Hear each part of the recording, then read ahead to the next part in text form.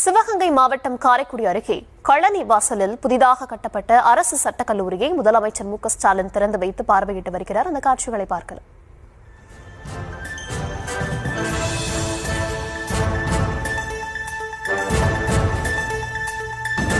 விவரங்களை தர இருக்கிறார் செய்தியாளர் ஃபரூக். வணக்கம், விவரங்களை வழங்கலாம்.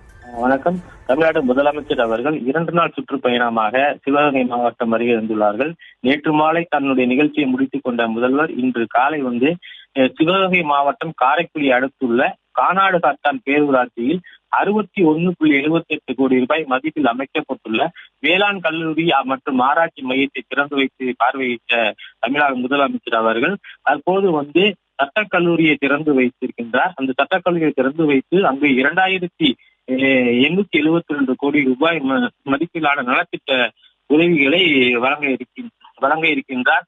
அதனைத் தொடர்ந்து அவர் காரைக்குடியில் நடைபெற இருக்கக்கூடிய டைட்டில் லியோ பூங்காவையும் திறந்து வைக்க இருக்கின்றார்.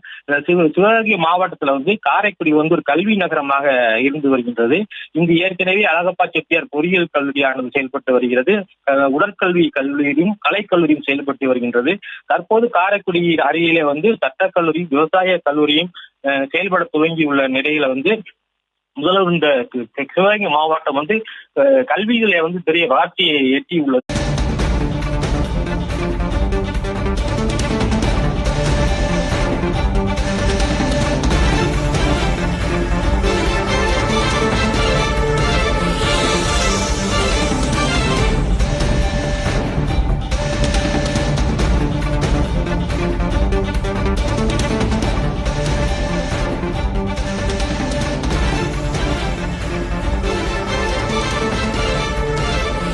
சென்னையில் ஆபரண தங்கத்தின் விலை கிராமுக்கு 950 ரூபாய் குறைந்திருக்கிறது. ஒரு சவரன் 7600 ரூபாய் குறைந்திருக்கிறது.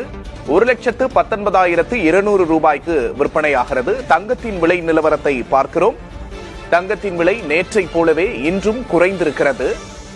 சென்னையில் ஆபரண தங்கத்தின் விலை கிராமுக்கு 950 ரூபாய் குறைந்துள்ளது.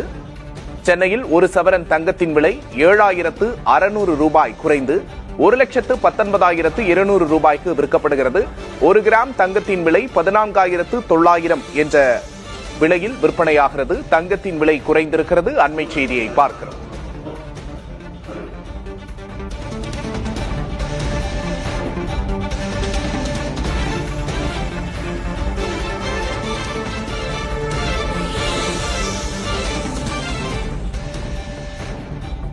தங்கத்தின் விலை குறைந்திருக்கிறது. இது தொடர்பாக நம்முடைய பேச தங்க நகை வியாபாரிகள் சங்கத்தைச் சேர்ந்த